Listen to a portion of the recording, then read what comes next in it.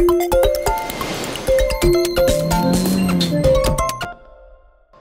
now, ladies and gentlemen, please welcome Chief Executive Officer and co-founder of Bluesmart, Diego Saez-Gil.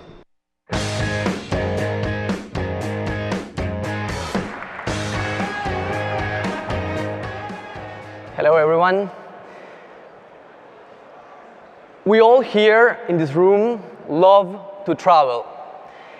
That is until our luggage goes missing. That's exactly what happened to me a few years ago. I was going to visit my family all across the world for Christmas with a bunch of gifts and my clothing on my luggage. And when I arrived to the airport, the bag was gone. I called the airline. They had no idea where my bags were, and it was just a disaster. And I soon learned that I wasn't alone. Every year, 25 million bags get reported lost by travelers. So soon after, we decided to partner with a group of friends and set out to create the world's first smart luggage that I have here with me. So we developed a technology to track your suitcase anywhere in the world with GPS and 3G. So through an app, you can know exactly where your bags are. And also, we decided to add remote locking so that you can lock and unlock your suitcase from your phone. We also added weight sensors, so you know the weight of your suitcase and whether it's approved by the airline to carry on.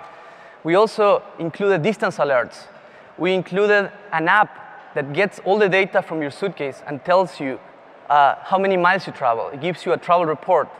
And if that wasn't enough, we included a 10,000 milliamp battery charger so that you can charge your phone 6 times over, because no one deserves to be like this at the airport, right?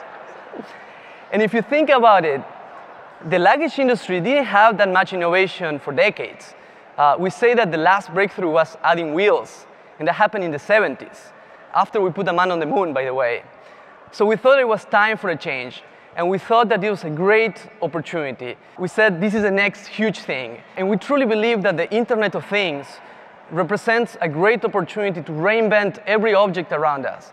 And in travel in particular, we think that the Internet of Things will allow us to reinvent the whole traveler's journey by connecting the different stages of traveling.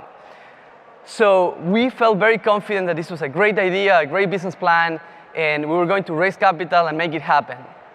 Well, it turns out that capital is not as venturous as one would think.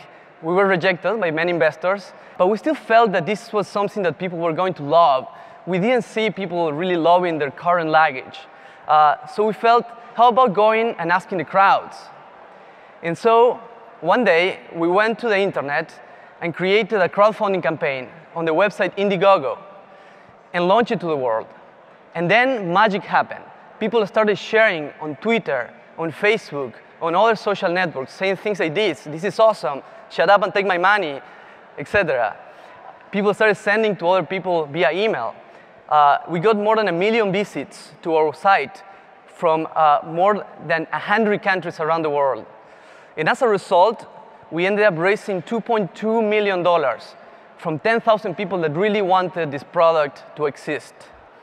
And today, 9 months later, I am happy to report that we have started shipping our product to customers, and we have just announced the closing of a round of venture funding of $11 million. One of our investors is Amadeus, one of the companies present here.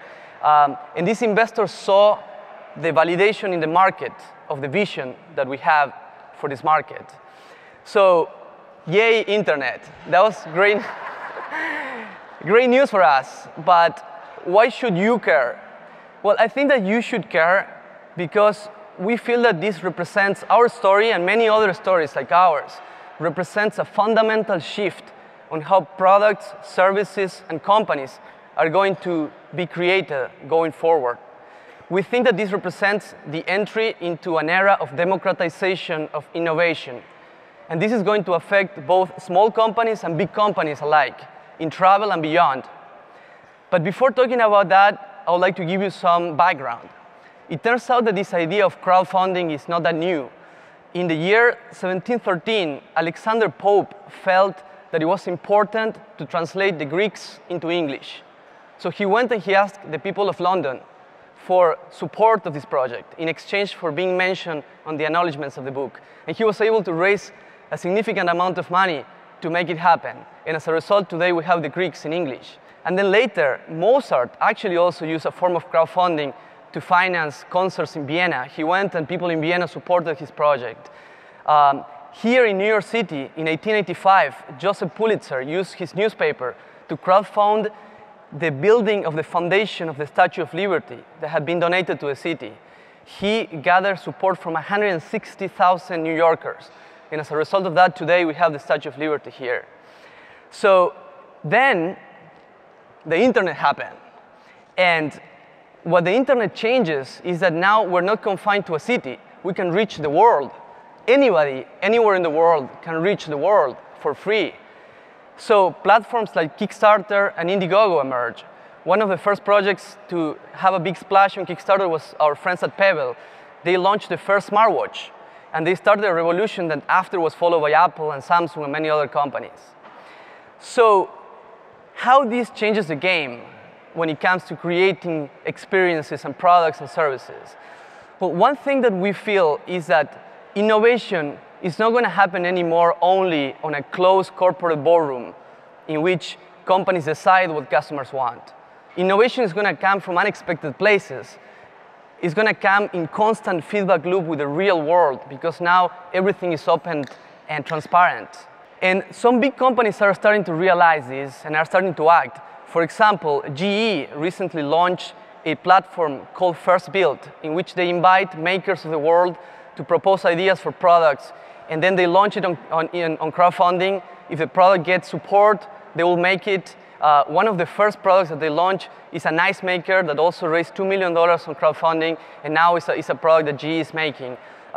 Another company, Sony, they launch a crowdfunding platform for their employees to submit ideas, and if the ideas get enough support, then Sony is going to make the products, and that's how Sony now is going to decide what products to make. Tesla, the electric car maker, they launched within their site a sort of crowdfunding site in which they take pre-orders for their cars.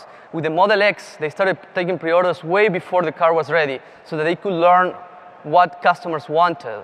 And they're doing the same with the Model 3, their new car. So I think what these companies are realizing is that in today's world, you have to make something people want or go into oblivion. And in the past, I think that companies could get away not making something people wanted. Companies could get away with bad customer service, with crappy design, with bad technology, and that's not going to be true any longer, I believe. And we see it happening. BlackBerry and Nokia, they had very strong leadership position in their markets, and now they're gone because they stopped making something people wanted. Here in the travel industry, recently, we saw IATA trying to push down the size of carry-on suitcases. And people went, the crowds online pushed back, and as a result, they had to pause it. So the crowds are very powerful today, online. Internet is a tool of the crowds. I see hotels still charging for Wi-Fi, and I can't believe it. Then you see bad reviews on TripAdvisor, people complaining on Twitter. You have to give people what they want. You cannot get away anymore. It's a brave new world, and we're just getting started, but there are a few lessons that we learned that I would like to share with you. Hopefully, can be helpful. Number one, talk to your customers.